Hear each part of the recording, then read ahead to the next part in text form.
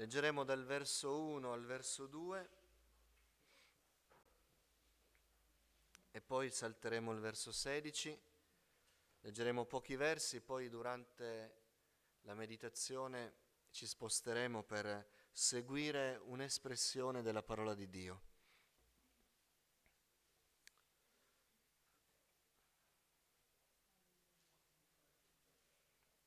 Il Signore parlò a Mosè e disse: il primo giorno del primo mese erigerai il tabernacolo, la tenda di convegno.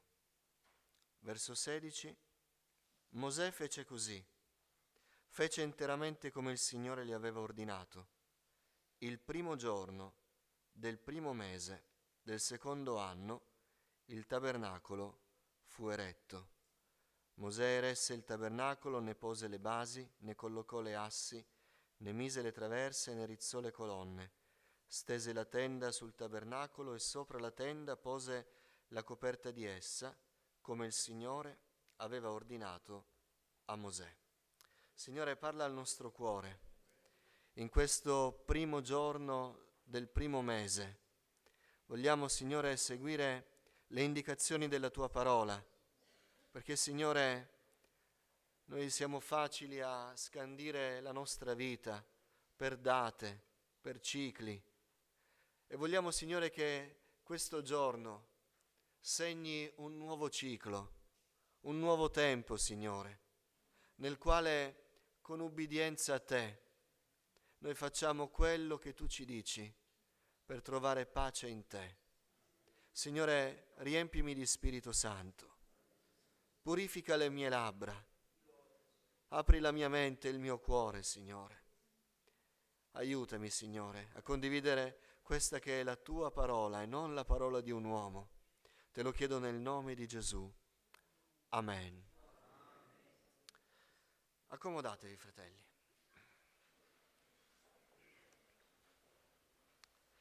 Tutte le occasioni che ci portano a valutare il nostro cammino di fede sono buone. È vero che noi non dovremmo vivere per sequenze di anni, di giorni. È vero che noi non dovremmo partire con uno sprint all'inizio dell'anno, all'inizio di un periodo, carichi, pieni di propositi, per poi vedere che questo sprint si sgonfia negli anni e arriviamo alla fine di un anno, per esempio, trascinandoci a dicembre, spenti spiritualmente, affaticati, in piena lamentela, dove tutto è triste e faticoso, alla ricerca del 31-12 nel quale tiriamo su tutte le forze che abbiamo per dire adesso è ora di voltare pagina e iniziamo un nuovo anno in un modo diverso. Non dovremmo fare così, però facciamo così. Partiamo forte, rallentiamo quando ci accorgiamo che le cose sono più difficili di quello che avevamo pensato e poi quasi ci fermiamo. Abbiamo bisogno di una nuova data, di una nuova cadenza, di un nuovo evento, di una nuova occasione. Non dovrebbe essere così. Però se ci sono delle occasioni che ci aiutano, come può essere per esempio il primo giorno dell'anno, a ricordarci come dobbiamo camminare, sono buone occasioni allora. Quindi questo è il primo giorno del primo mese dell'anno e quest'anno cade anche come primo giorno della settimana, la domenica. È vero che non è aderente al calendario ebraico. Voi sapete che il calendario ebraico iniziava col primo mese che era a metà di marzo, il primo mese era tra la metà di marzo e la metà di aprile, ma poi non possiamo contarli neanche bene perché l'anno ebraico aveva 360 giorni e non 365, sono delle differenze, però era il loro anno, erano i loro mesi, era la loro sequenza di tempi e noi abbiamo la nostra. E questa sera ci troviamo nel primo giorno del primo mese. E questa espressione ricorre nella parola di Dio. La troviamo più volte. E sembra quasi che il Signore voglia venire in aiuto del suo popolo, aiutandoli anche con questa nostra, chiamatela come volete, debolezza, bisogno di afferrare delle date particolari. Dio conosce il nostro cuore, in più punti della parola volle fare iniziare qualcosa al suo popolo il primo giorno del primo mese. Ed è questo uno dei passi che abbiamo letto, il passo in cui il Signore ordina che fosse eretto il tabernacolo. Noi sappiamo l'importanza del tabernacolo nel popolo di Dio, soprattutto nel periodo del pellegrinaggio nel deserto. E il Signore dice a Mosè: il primo giorno del primo mese erigerai il tabernacolo. Questa è la prima volta che compare questa espressione, la prima volta che il Signore decide che una certa cosa importante dovesse partire il primo giorno del primo mese, ed è proprio l'erezione del tabernacolo, la costruzione, la conclusione, il renderlo visibile. Ora, noi sappiamo che il tabernacolo rappresentava la presenza di Dio in mezzo al suo popolo. Lì era il Signore, lì il Signore si manifestava, lì il Signore incontrava Mosè. E quella era la particolarità del popolo di Israele, un popolo che camminava nelle strade del mondo con il proprio Dio in mezzo a loro. La particolarità del popolo di Israele, Dio era con loro. Fu Mosè stesso a richiederlo come condizione assoluta per partire. Se tu non vieni con noi, noi non partiremo. Da che cosa si conoscerà che tu sei con noi, se non che tu cammini in mezzo a noi? E allora il tabernacolo era il segno, questa nuvola che scendeva, si fermava proprio lì, che copriva il tabernacolo, e Dio che indicava la sua presenza lì. Il tabernacolo era il luogo della presenza di Dio, presso il quale il popolo adorava. E allora il Signore, attraverso questo primo giorno del primo mese, ci chiede che in questo primo giorno, di questo primo mese, di questo nuovo anno, noi riscopriamo, fratelli e sorelle, una rinnovata adorazione. Perché Dio è in mezzo a noi. Egli ordinò che il segno della sua presenza, il segno della possibilità di adorarlo, partisse il primo giorno del primo mese.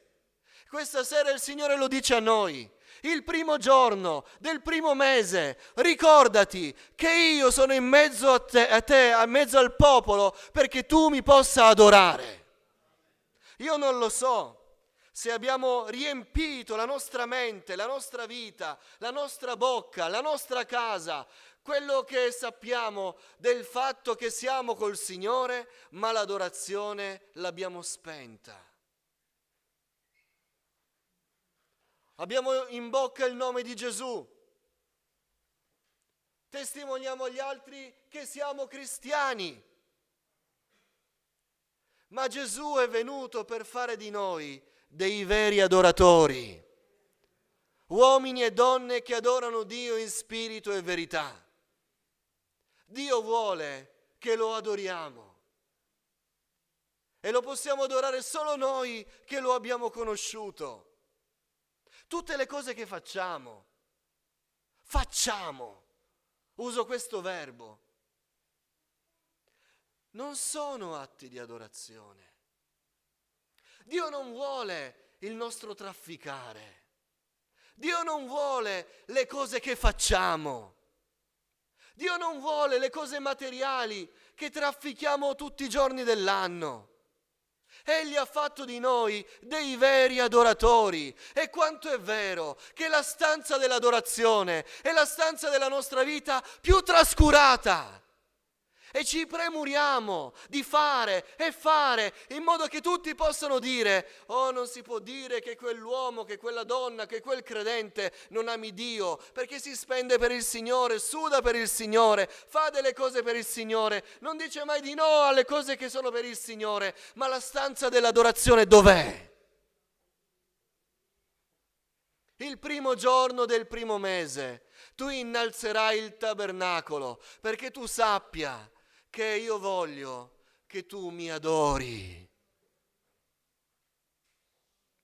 Che quest'anno, a partire da oggi, ci veda in una rinnovata adorazione. Egli è il punto fermo della nostra vita. Egli è il punto di riferimento, come lo era il tabernacolo nell'accampamento, quando veniva innalzato. Tutti sapevano dov'era e l'accampamento stesso veniva costruito sul riferimento della posizione del tabernacolo. Questa è l'adorazione. Quando Dio è innalzato, quando Egli è adorato nella nostra vita, noi sappiamo sempre dov'è e noi sappiamo sempre dove siamo noi rispetto a Lui. Egli ha fatto di noi un popolo di adoratori. E se non lo adoriamo, allora che cosa siamo? Che cosa siamo? Ma io so le cose che devo fare, le cose che Dio vuole, le cose che anche i fratelli vogliono, so come funzionano le cose della Chiesa, so cosa devo dire al mondo, so tutte queste cose, ma queste cose non sono adorazione. Dicevo un po' di giorni fa che l'adorazione è l'unica azione umana che è rivolta soltanto ed esclusivamente a Dio. Anche le altre cose che noi facciamo per il Signore hanno come destinatari gli uomini, gli altri, le persone. Le nostre testimonianze, noi non testimoniamo a Dio, noi testimoniamo agli uomini. La predicazione non si rivolge a Dio, si rivolge agli uomini. Servire il Signore, andando ai bisognosi, predicando l'Evangelo, non si rivolge a Dio, ma si rivolge agli uomini. Ma l'adorazione è l'unica cosa che noi possiamo fare soltanto verso Dio. Ecco perché è l'atto più alto, più nobile, più sublime, ed è l'unica cosa che possono fare i figli di Dio. Che quest'anno sia un anno in cui l'adorazione torni a essere il centro della nostra esistenza. Amen. A partire da quando? Dal primo giorno del primo mese. Amen. La nostra vita torni ad avere l'adorazione al centro, gli spazi giusti, i tempi giusti, isolandoci da tutto. Vorrei chiedervi una cosa che è anacronistica, se volete. Ma facciamolo il primo giorno del primo mese. Non è facile. Parlo per me, non per voi. Non è facile. Impariamo, forzando anche la nostra volontà, fratelli e sorelle, impariamo a spegnere i nostri dispositivi quando c'è il Signore. Non vi sto parlando di spegnere il cellulare al culto, quello già l'avete fatto.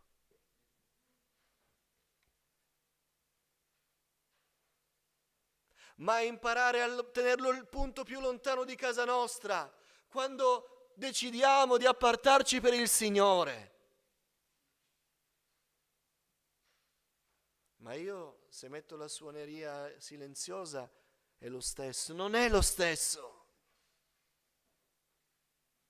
Non è lo stesso, qua non è lo stesso. Ma l'atto di adorazione è l'unica cosa che mette in collegamento un cuore fallimentare come quello nostro con l'Iddio vivente e vero. E questa relazione, questo canale diretto che si instaura quando noi adoriamo Dio non può essere interrotto o sporcato o inquinato da altre interferenze.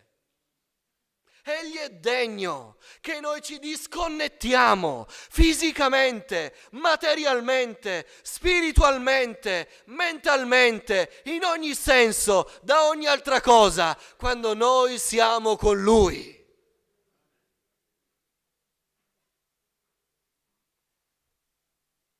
Perché allora diremo al Signore, in questo momento, in questi minuti, in quest'ora, in questo luogo, ci siamo solo io e te. E nulla è più importante e nulla può interrompere. Il primo giorno del primo mese erigerai il tabernacolo. Che la nostra devozione personale, che la nostra lode, che il nostro tempo, che la nostra ricerca del Signore siano rinnovati quest'anno. Amen. Dal primo giorno del primo mese. Amen. Io avrei bisogno di tutti gli amen dei presenti. Se sto parlando a quelli che il Signore ha reso veri adoratori.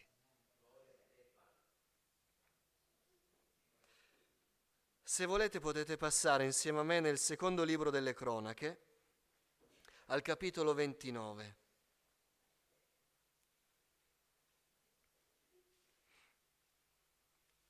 Siamo nel tempo del risveglio che avvenne col re Ezechia. E al verso 15 è scritto così: essi riunirono i loro fratelli, si sta parlando dei Leviti, e dopo essersi santificati vennero a purificare la casa del Signore secondo l'ordine del re, conformemente alle parole del Signore. I sacerdoti entrarono all'interno della casa del Signore per purificarla e portarono fuori nel cortile della casa del Signore tutte le immondezze che trovarono nel tempio del Signore. I Leviti le presero per portarle fuori e gettarle nel torrente Kidron. Cominciarono queste purificazioni il primo giorno del primo mese. L'8° giorno dello stesso mese vennero al portico del Signore. Impiegarono 8 giorni per purificare la casa del Signore. Il 16° giorno del primo mese avevano finito. Il primo giorno del primo mese i Leviti iniziarono la purificazione del Tempio. Che questo primo giorno di questo primo mese ci veda determinati in una rinnovata santificazione. Amen. E attenzione, come ci dice la Scrittura, non sarà istantanea. Perché quando un cuore sincero decide di purificarsi davanti a Dio, di essere realmente santo davanti a Dio, scoprirà quanto è legato. E ci vorrà 1 giorno, 2 giorni, 3 giorni. I Leviti ci misero 8 giorni a togliere l'immondizia che era rimasta depositata nel Tempio di Dio. Voi immaginate, i Leviti erano tanti. Voi immaginate quanta immondizia c'era nel Tempio di Dio. Ci misero 8 giorni e dopo aver tolto quell'immondizia ce ne vollero altri 8 per finire di pulire il Tempio. Tutta una tribù. Andate a leggere nel libro delle Cronache quanti erano i Leviti. Decine e decine di migliaia. Ma il primo giorno del primo mese decisero di iniziare la purificazione. Che questo 2023 ci veda in questo primo giorno del primo mese determinati a una rinnovata santificazione, perché fratelli, lo dice lo scrittore agli Ebrei, senza la santificazione nessuno vedrà Dio. E noi possiamo pure cantare, possiamo pure rallegrarci insieme, possiamo pure venire in questo luogo, ma se noi non siamo santificati, noi non vedremo il Signore. E un giorno, il gran giorno, quando Gesù tornerà, metterà allo scoperto tutto e si saprà chi si è realmente santificato. E allora noi vogliamo cogliere l'occasione del primo giorno del primo mese per iniziare. Amen. Per iniziare. Guardate che parlo prima per me. Ma noi dobbiamo, non so se dire, tornare a un nuovo o a un vecchio approccio di vita cristiana. Un approccio che è serio col peccato.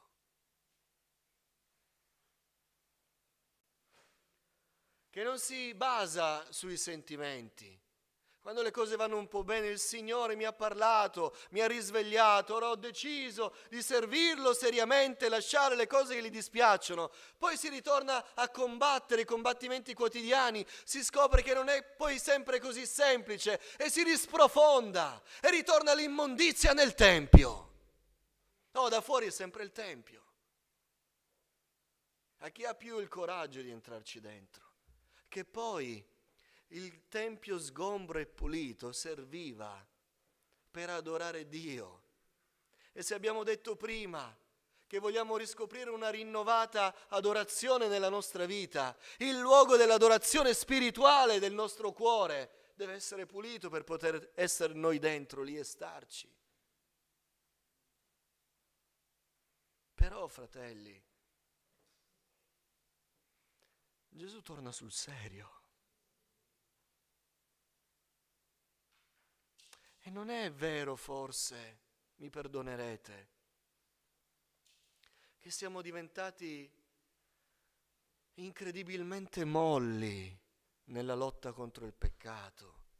Tanto molli che diventiamo accondiscendenti. Tanto molli che abbiamo scoperto che è più facile giustificare il perché facciamo certe cose che prendere posizione nel dire non lo faccio più. E allora iniziamo a dire che tutto sommato lo fanno gli altri, lo fanno tutti, ci abbiamo provato e abbiamo fallito, forse non abbiamo la forza, forse dobbiamo gridare in un Dio misericordioso che abbia pietà di noi. Ma il peccato produce la morte. E noi possiamo pure in un letto terminale, spirituale, dire, ce l'ho messa tutta, non ce l'ho fatta, ma sempre morte porterà. Ma questi leviti, quando scoprirono la parola del Signore, questo re Ezechia risvegliato, che si risvegliò e disse dobbiamo fare qualcosa, il tempio non può stare così. Questi leviti dissero noi lo dobbiamo purificare il tempio. Ci abbiamo provato tante volte, non ce l'abbiamo fatta, abbiamo rimandato, abbiamo messo davanti altre cose, ma cogliamo l'occasione. Il primo giorno del primo mese iniziamo. Senza illuderci che finiremo in mezz'ora. Ci vorrà tempo e dimostrerà quanto abbiamo trascurato prima, ma iniziamo e andiamo avanti. Abbiamo il coraggio, ciascuno di noi, nel suo cuore, questa sera, prima che finisca il primo giorno del primo mese, ciascuno di noi abbia il coraggio di dire a se stesso, questo dispiace al Signore. E questo è il primo atto di coraggio che dobbiamo avere. E poi un'altra cosa, E poi un'altra cosa, e poi un'altra cosa, e poi un'altra cosa. E ci sarà il terzo giorno, e il quarto giorno, e il 14° giorno, ma noi finiremo se inizieremo. Nessuno pensi di venire a un culto, sentire una parola, essere toccato da una parola, uscire da questo luogo dicendo ora sono puro. Bisogna iniziare se si vuole finire. E i Leviti iniziarono il primo giorno del primo mese. Che la Chiesa di Arona nel 2023 inizi il primo giorno del primo mese a cercare una rinnovata santificazione. Alleluia. Non si tratta delle nostre impressioni, si tratta di vedere il Signore. Libro di Esdra, se volete leggerlo con me, al capitolo 7.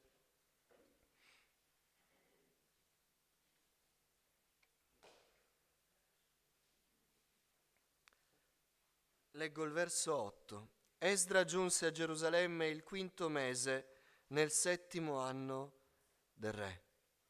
Infatti aveva fissato la partenza da Babilonia per il primo giorno del primo mese e arrivò a Gerusalemme il primo giorno del 5° mese, assistito dalla benefica mano del suo Dio, poiché Esdra si era dedicato con tutto il cuore allo studio e alla pratica della legge del Signore e a insegnare in Israele le leggi e le prescrizioni divine. Ci mise qualche mese per arrivare, ma ci mise qualche mese e dice la scrittura, arrivò quel giorno di quel mese. Sapete perché? Perché decise di partire il primo giorno del primo mese. Che nel 2023, il primo giorno del primo mese, si trovi nel nostro cuore un rinnovato desiderio di servire, di partire, di metterci in marcia, di fare il primo passo, di proporci di andare avanti, sapendo che non arriveremo subito, sapendo che bisognerà fare un passo per volta, che bisognerà affrontare una difficoltà per volta, ma siamo partiti. E siamo partiti il primo giorno del primo mese. A quanti si sono fermati, a quanti non stanno servendo il Signore, a quanti stanno vivendo solo per la loro stessa vita, pensando che il Signore è per loro, ma loro non tanto per Lui. Questa parola sia un incoraggiamento a cogliere l'occasione del primo giorno e del primo mese per dire partiamo oggi. Partiamo oggi. Non possiamo arrivare domani. Il tragitto è lungo, il progetto è grande, il servizio è sfidante, ma partiamo oggi. Non dire domani, non aspettare il prossimo mese, non guardare cosa fanno gli altri. Proponiti questa buona occasione, questa sera, questo primo giorno della settimana, del primo mese, di questo nuovo anno. Proponiti di metterti in cammino, di servire il Signore come non hai fatto prima, o come hai fatto prima e ti sei fermato. Proponiti adesso, insieme a me, di iniziare a servire il Signore. Cogli la buona occasione. Certo, non dovrebbe essere così, dicevo all'inizio. Non dovremmo aspettare il 1° gennaio. Ma Dio è buono. Se decidiamo, perché abbiamo un bisogno personale, di scandire la nostra vita di anno in anno, e ci ritroviamo il primo giorno del primo mese, Dio è buono e dirà, hai voluto aspettare fino adesso? Va bene, ti ho aspettato. Ma adesso cogli questa occasione e mettiti in cammino. Ma io ho difficoltà, problemi a casa, ho il lavoro, faccio fatica, non ce la faccio. Ma noi la conosciamo la storia di Esdra. Quando arrivarono a Gerusalemme, mica festeggiarono, iniziarono a lavorare, poi c'erano quelli di sotto che gli dicevano di scendere e c'erano i pericoli, dovevano stare con una mano con la spada e con l'altra mano con lo strumento. Noi la sappiamo la storia di Esdra, nessuno ha mai detto che deve essere tutto facile per poter servire il Signore. Quelli che hanno aspettato che le cose fossero facili per iniziare a servire il Signore o che altre cose si sistemassero, non hanno mai servito il Signore. Tu come fai a dirlo? Lo so, perché non leggiamo le loro biografie.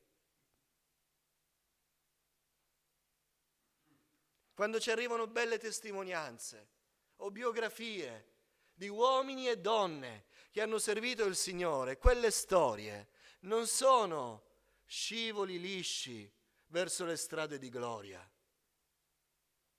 ma sono sempre state strade in salite, con opposizioni, con difficoltà, con combattimenti interni ed esterni, con i familiari che andavano contro, con gli ostacoli posti sul luogo di lavoro, con i tradimenti, con le delusioni. Queste sono state le vite di quelli che noi stimiamo. Ma c'è stato un primo giorno di un primo mese in cui quegli uomini e quelle donne hanno fatto il primo passo e si sono messi in cammino e hanno servito il Signore. Che Dio è buono questa sera. Ci ha aspettati. Chissà se qualcuno ieri, mentre finiva l'anno, diceva: se devo fare un bilancio per la mia vita, ho raggiunto i miei traguardi, per la mia famiglia ho raggiunto i miei traguardi, per il Signore. E allora ha detto ieri, mentre finiva l'anno, che l'anno prossimo sia un anno diverso. Siamo già al termine del primo giorno del primo mese. Serviamo il Signore. Un passo per volta. E se qualcuno ha paura di non farcela, qui c'è la comunità cristiana. Vieni qui e scoprirai che ce ne sono tanti altri che hanno paura di non farcela, ma continuano a fare un passo per volta, scoprendo giorno dopo giorno la fedeltà di un Dio che non ti dice di smettere di servire il Signore, ma ti dice: tu vai avanti, e mentre sei straconvinto di non farcela, tu vedrai che continui ad andare avanti e dirai che le forze non sono le tue, ma sono le mie, solo perché tu fai un passo per volta, un ostacolo dopo l'altro, fedelmente. Amen. Fratelli, siamo nel primo giorno del primo mese del 2023. Vogliamo ritrovare una rinnovata adorazione, una rinnovata santificazione, un rinnovato servizio per colui che ha dato la sua vita per noi. Ci alziamo in piedi. Alleluia.